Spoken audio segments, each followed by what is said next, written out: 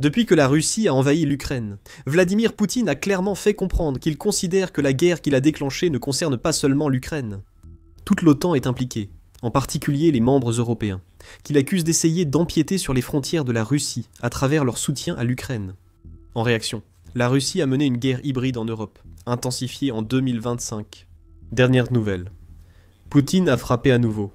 Un navire espion russe a visé un avion de la Royal Air Force. Et cela a conduit le Royaume-Uni à envoyer un message à Poutine, indiquant que le pays sait exactement ce qu'il essaie de faire. Le 19 novembre, Euronews a rapporté qu'un navire de la marine russe nommé Yantar s'était retrouvé d'une manière ou d'une autre près des eaux britanniques. Cela en soi ne serait pas très remarquable. La Russie envoie ses navires dans les eaux internationales tout le temps, franchissant souvent les limites entre les eaux internationales et territoriales au passage. Cet incident se distingue car l'équipage du navire espion russe semblait viser la Royal Air Force. En plus de faire ce qu'il faisait si près du Royaume-Uni, le navire a pointé un laser sur les avions de la Royal Air Force venus inspecter sa progression. La zone de guerre, The War Zone, a donné plus de détails dans son rapport sur les activités du navire espion russe. Il précise que l'incident du laser a eu lieu le 19 novembre et que le navire... L'usage de cet équipement marque une tendance préoccupante qui pourrait devenir dangereuse pour ses cibles. Le Yantar visait apparemment un avion de patrouille, P-8A Poséidon Maritime Reconnaissance Aircraft, un et une frégate type 23 de la Royal Navy. C'était l'un des cibles après que le Royaume-Uni les a envoyés surveiller le navire russe en eau britannique. The War Zone indique que selon Civic Intelligence sur X, le Royaume-Uni aurait aussi déployé des Typhoons et des ravitailleurs voyageurs, mais cela reste à confirmer. Le Royaume-Uni voulait clairement adresser un message fort à l'équipage du navire espion russe. Il se peut qu'il ne s'attendait pas au type de message que le Yantar a renvoyé. On ignore quel laser l'équipage du Yantar a utilisé contre l'avion de la Royal Air Force et les navires de la Royal Navy. The Warzone affirme que le Yantar peut transporter divers systèmes laser. Certains disposent d'assez de puissance pour inquiéter sérieusement les opérateurs d'équipements militaires visés. D'après The War Zone, selon leur puissance, les lasers peuvent temporairement gêner la vision ou causer des dommages permanents aux optiques et au personnel. La Russie pourrait disposer de lasers capables de percer la coque des navires et avions, mais il est peu probable que le Yantar en soit doté. Ils n'ont pas été utilisés lors de l'incident du 19 novembre, mais auraient pu l'être. C'est sans doute ce que Poutine veut que le Royaume-Uni comprenne par ce nouvel acte de guerre hybride. Aujourd'hui, les lasers dirigés vers les avions et navires britanniques restent assez inoffensifs, bien qu'ils puissent en gêner la vue d'un pilote. Demain, la Russie pourrait envoyer un navire doté de lasers plus dangereux, sans que le Royaume-Uni le sache, jusqu'à ce que les cellules d'avion brûlent et que les coques soient percées. La présence du Yantar près des eaux britanniques n'a pas surpris. Le navire est déjà actif au large des côtes britanniques depuis plusieurs semaines, selon The War Zone. Et le secrétaire à la défense britannique, John Healey, en a clairement assez après cet incident dangereux. Mon message à la Russie et à Poutine est le suivant. Nous vous voyons, savons ce que vous faites. Et si le Yantar va au sud cette semaine, nous sommes prêts. Healey s'est emporté après l'incident du laser et avertit Poutine que le Royaume-Uni surveille son navire espion. Quelques lasers ne les dissuaderont pas de le suivre. L'intimidation échouera. Mais en même temps, Healey reconnaît que ce dernier incident montre que le Royaume-Uni doit faire davantage pour se protéger contre les signes d'agression de plus en plus flagrants de la Russie. Euronews rapporte que Healey a averti sur les capacités du Yantar, soulignant qu'il a déjà causé des problèmes en mer Baltique. C'est une flotte russe, destinée à menacer nos infrastructures sous-marines et celles de nos alliés. Healey a déclaré, avant d'argumenter que le Royaume-Uni devrait se concentrer sur l'augmentation des dépenses de défense, une semaine avant la publication du nouveau budget travailliste. Le Premier ministre britannique Keir Starmer a annoncé que le Royaume-Uni augmenterait ses dépenses face à la menace croissante de la Russie en Europe. En juin dernier, le Parti travailliste a engagé 15 milliards de livres sterling, soit près de 2 milliards de dollars, pour construire au moins 6 nouvelles usines de munitions en Écosse et au Pays de Galles, ce qui devrait créer 1000 emplois dans l'économie britannique. Cela garantit aussi à l'armée une source fiable d'explosifs et de munitions en cas de conflit. Le Royaume-Uni consacre déjà une grande part à la défense et prévoit d'augmenter ses dépenses. Selon la bibliothèque du Parlement, le Royaume-Uni a dépensé 602 milliards de livres sterling, soit environ 785 milliards de dollars pour sa défense au cours de l'exercice 2024-2025. Il prévoit d'ajouter 2 milliards de livres atteignant 26 milliards pour 2025-2026, soit une hausse annuelle de 38%, même si Healy estime que cela pourrait rester insuffisant. Le Royaume-Uni fait également partie de l'OTAN, et il s'est engagé à respecter la nouvelle recommandation de cette organisation selon laquelle tous ses membres doivent consacrer 5% de leur produit intérieur brut à la défense. Le Royaume-Uni mettra du temps à y parvenir. Selon The Guardian du 23 juin, le Royaume-Uni vise ce niveau de dépenses pour 2035, se donnant 10 ans pour augmenter progressivement ses dépenses. Ce que la Russie vient de faire va-t-il accélérer ce plan ? Il semble peu probable, dans l'ensemble, que nous voyions le Royaume-Uni décider d'augmenter un peu plus ses dépenses pour l'année à venir. Pourquoi ? Ce n'est pas la première fois que le Yantar fait la une pour avoir rôdé dans les eaux d'un autre pays. 10 jours avant d'entrer dans les eaux britanniques, le Yantar provoquait déjà des problèmes aux Pays-Bas. Selon le Maritime Executive, la défense néerlandaise a dû escorter un navire espion russe hors de ses eaux, après avoir déployé le patrouilleur hauturier His Her Netherlands Majesty's Ship Friesland pour suivre les mouvements du Yantar. Le Yantar n'a pas tiré de laser cette fois, il s'est juste éloigné en mer du Nord, suivi par l'escorte néerlandaise. Les Pays-Bas ont ensuite déployé un navire hydrographique nommé His Her Netherlands Majesty's Ship Schnelius pour examiner la zone où le Yantar traînait. Le 19 novembre n'est que le dernier exemple où le Royaume-Uni a dû faire face aux navires espions russes, afin de vérifier qu'ils n'avaient rien fait d'inapproprié aux infrastructures sous-marines. Le Maritime Executive rapporte que le ministère de la Défense du Royaume-Uni a accusé un navire russe d'avoir survolé des infrastructures sous-marines critiques dans les eaux britanniques, en janvier 2025, et seulement quelques mois auparavant, en novembre 2024. La Royal Navy a envoyé un avertissement plus clair à Poutine et à ses espions, en faisant émerger un de ses sous-marins près du Yantar. C'était rare. Les sous-marins ne révèlent leur position que sous contrainte. Le Royaume-Uni a informé la Russie que ses sous-marins peuvent de là détruire le Yantar instantanément et suivre chaque navire russe envoyé vers le Royaume-Uni. Nous avons publié une vidéo sur cette rencontre entre le Yantar et un sous-marin britannique en février dernier. Allez la voir, si vous souhaitez en savoir plus sur cet incident. Ce que nous voulons dire ici, c'est que la Russie n'aura aucun argument valable. Même si elle a affirmé que le Yantar était accidentellement dans les eaux britanniques le 19 novembre, l'utilisation des lasers n'était pas de la légitime défense. Il s'agit d'une provocation russe envers le Royaume-Uni, un avertissement que ces incursions continueront. Tout cela, alors que Poutine intensifie sa guerre hybride contre les membres européens de l'OTAN. Nous aborderons cette guerre hybride plus tard dans la vidéo. Examinons de près le Yantar pour comprendre pourquoi ce navire inquiète, même sans les lasers dirigés vers les pilotes de la Royal Air Force. Le navire était surveillé par le Royaume-Uni depuis des années avant cet incident. La British Broadcasting Corporation a publié un portrait du Yantar en janvier 2018.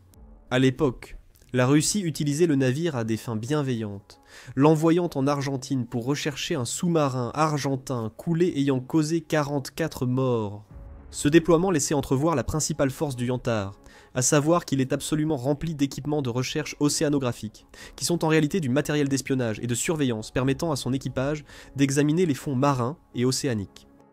Déjà en 2018, bien avant que Vladimir Poutine ne lance son invasion à grande échelle de l'Ukraine, la British Broadcasting Corporation soulignait que le Yantar pouvait être utilisé par la Russie pour cibler les vastes réseaux de câbles à fibre optique sous-marins, qui traversent le globe et sont essentiels à la communication mondiale, sous de nombreuses formes. Le média a interviewé Igor Soutyagin, expert britannique des forces armées russes, qui a affirmé « Il est difficile d'intercepter les fibres optiques. Il n'y a que la lumière, pas de données électriques. Couper le câble serait plus simple. » Soutyagin. Le Yantar savait très bien manipuler les câbles sous-marins. Il avait raison. The Warzone souligne qu'il s'agit d'un navire capable d'atteindre et de couper des objets, situé jusqu'à 18 000 pieds, sous la surface de l'eau. Il pourrait aussi installer des dispositifs sur le fond marin pour couper les câbles après le départ du navire. Cela inquiétera le Royaume-Uni, les Pays-Bas et les autres pays confrontés aux navires espions russes. Si The Warzone a raison à propos de cette capacité, il se peut que simplement escorter le Yantar ne suffise pas à empêcher le navire de causer des dégâts. Bien sûr, la Russie affirme que le Yantar est un navire de recherche, qu'il n'est utilisé qu'à des fins légitimes. Qui, par hasard, conduit toujours le navire vers des pays où Poutine a des différends. La Russie affirme qu'il ne s'agit que d'une coïncidence, s'accrochant à son voile de déni plausible. Il est clair que le Yantar ne fait pas que de la recherche légitime. Surtout maintenant qu'il commence à utiliser des lasers pour distraire les navires et avions militaires envoyés pour surveiller ses activités. Sky News a aussi dressé le profil du Yantar, affirmant que le navire possède 2 submersibles. Ceux-ci peuvent atteindre des profondeurs de 20 000 pieds, ce qui, comme il est souligné, représente le double de la profondeur nécessaire pour retrouver l'épave du Titanic. Quant à ce que fait le navire dans les eaux britanniques, un expert maritime du groupe de réflexion Royal United Services Institute, le docteur Sidar Kushul, explique qu'il existe un certain degré de redondance intégré dans le câble de communication sous-marin du Royaume-Uni. Cependant, les gazoducs posent un tout autre problème. Je pense que, d'une certaine manière, le réseau de gazoducs est bien plus fragile, car nous dépendons davantage de quelques gazoducs essentiels, explique Kochal à Sky News. Cela pourrait indiquer ce que le Yantar fait dans les eaux britanniques. Ce navire dispose de tout l'équipement pour localiser ces gazoducs. Le Royaume-Uni a aussi ciblé le gaz russe depuis l'invasion de l'Ukraine par Vladimir Poutine, interdisant en 2023 l'importation de gaz naturel liquéfié russe. En novembre, le Royaume-Uni a aussi interdit les services maritimes liés à ce gaz. Cela expliquerait pourquoi la Russie a envoyé le Yantar dans les eaux britanniques et choisi de provoquer le Royaume-Uni avec des lasers. Ce ne sont que des spéculations.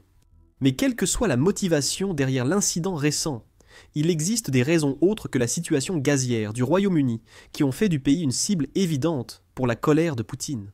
Une raison est que le Royaume-Uni est désormais le méchant préféré de la Russie en Europe. C'est selon un article du 16 novembre dans The Guardian, écrit par Sean Walker et Piotr Sauer. Les 2 auteurs notent que la Russie a lancé des allégations contre le Royaume-Uni ces derniers mois, y compris une accusation probablement fabriquée selon laquelle les services de renseignement britanniques auraient tenté, sans succès, de convaincre des pilotes russes de faire défection vers l'ouest. Sergei Lavrov, ministre russe des Affaires étrangères et proche de Poutine, s'est exprimé longuement sur cet incident présumé. Le service fédéral de sécurité russe a tout révélé en détail. Je ne sais pas comment les Britanniques vont s'en sortir, même s'ils sont connus pour leur capacité à faire comme si de rien n'était. Cette dernière expression est une idiome russe utilisée pour décrire quelqu'un qui arrive toujours à s'en sortir, peu importe ce qu'il fait. On dirait que certains jettent des pierres dans des maisons de verre, pour reprendre une autre expression. Mais le fait que la Russie s'en prenne aussi violemment au Royaume-Uni par l'intermédiaire de ses ministres et de ses propagandistes nous montre que le Royaume-Uni occupe une place de plus en plus importante dans l'agenda de Poutine. Le service de renseignement extérieur russe a aussi ciblé le Royaume-Uni, affirmant début 2025 que Londres reste le principal fauteur de guerre mondiale, comme avant les 2 guerres mondiales. Encore une fois, c'est l'hôpital qui se moque de la charité. Poutine incarne loi du dicton de Lavrov, notamment sur l'incitation à la guerre mondiale. Ce qui est certain, c'est que les services de renseignement britanniques ont joué un rôle clé dans l'exécution par l'Ukraine de plusieurs de ses frappes les plus dévastatrices contre la Russie, et que des armes britanniques sont souvent utilisées pour mener ces attaques. L'angoisse de la Russie reflète plutôt le fait que le Royaume-Uni aide un pays que Poutine a envahi illégalement, et cela depuis le début de la guerre. Le Royaume-Uni dirige aussi la coalition des volontaires, engagée dans la sécurité continue de l'Ukraine. Cela pourrait aussi expliquer pourquoi Poutine veut dominer le Royaume-Uni. Le Royaume-Uni n'est pas non plus resté silencieux lorsqu'il s'est agi de dénoncer les actions de guerre hybride de la Russie au cours des dernières années. Ces actions pourraient expliquer pourquoi le Yantar utilise des lasers contre la Royal Air Force et la Royal Navy. Avec du recul, on voit que l'incursion du Yantar n'est pas un cas isolé parmi les récentes actions de la Russie en Europe. La Russie utilise souvent des tactiques douteuses pour intimider les alliés européens de l'Ukraine, et la présence de navires comme le Yantar dans les eaux européennes n'est pas nouvelle, comme mentionné plus tôt. Cependant, l'utilisation de lasers constitue clairement une escalade destinée à rapprocher des tensions déjà vives du point d'ébullition. Par rapport à certains alliés européens du Royaume-Uni, ce navire à lasers reste assez mineur. Le 18 novembre, l'Indépendant a rapporté que la Russie aurait intensifié ses provocations récentes avec des drones, avions de chasse et ravitailleurs, avec une attaque plus directe contre la Pologne. Ce pays a aussi été visé récemment par Poutine, notamment lorsque la Russie a envoyé une vingtaine de drones dans l'espace aérien polonais. Cependant, il est possible que la Russie soit allée encore plus loin, avec le récent bombardement d'un train polonais. La Russie n'est pas confirmée comme auteur de l'attaque, mais The Independent la considère comme principal suspect. Le Premier ministre polonais Donald Tusk a dénoncé l'attaque comme sans précédent et accusé 2 Ukrainiens suspects de collaborer avec la Russie. Ces collaborateurs ont fui en Biélorussie. Heureusement, l'attaque semble être un acte de sabotage plutôt qu'autre chose, car aucune personne n'a été blessée lors de l'attentat à la bombe contre le train. Si les soupçons polonais sont justes, Cela prouve que Poutine est prêt à intensifier sa guerre hybride contre les membres européens de l'OTAN. Une personne qui en est certain est le ministre italien de la Défense, Guido Crosetto. Le 18 novembre, Politico a rapporté la publication d'un document de 125 pages rédigé par Crosetto, accusant les États membres de l'OTAN d'inertie face à des attaques russes croissantes. La guerre hybride permanente cible infrastructures critiques, centres de décision, services essentiels et tissu national, avec des risques quotidiens de dommages graves. Crosetto l'a déclaré dans son rapport, et a aussi adressé un message à son peuple et aux alliés de l'OTAN de l'Italie. Nous subissons des attaques, et les bombes hybrides tombent encore. Il faut agir maintenant. Crosetto a peut-être raison. L'attaque contre un train polonais montre que la Russie renforce le sabotage, portant la guerre hybride en Europe à un nouveau niveau. Bien que moins dommageable, le Yantar utilisant des lasers contre les avions et navires britanniques démontre la même chose. Poutine paraît désormais prêt à dépasser les provocations et teste mener une grande partie de 2025. La Russie a attaqué, mais de façon non conventionnelle. Peut-être restait le temps que le Royaume-Uni et l'Europe réagissent plus fermement à ce type d'incident. Avant que la confiance de Poutine n'augmente au point de déclarer la guerre totale, il pourrait déjà être trop tard, tandis que l'Europe s'y prépare. Un analyste de l'Institut pour l'étude de la guerre affirme que la guerre a déjà commencé. La Russie est dans la phase 0 de cette guerre et se prépare à passer à la phase 1. Découvrez la signification de ces termes, et comment la Russie est déjà en guerre avec l'Europe dans notre vidéo.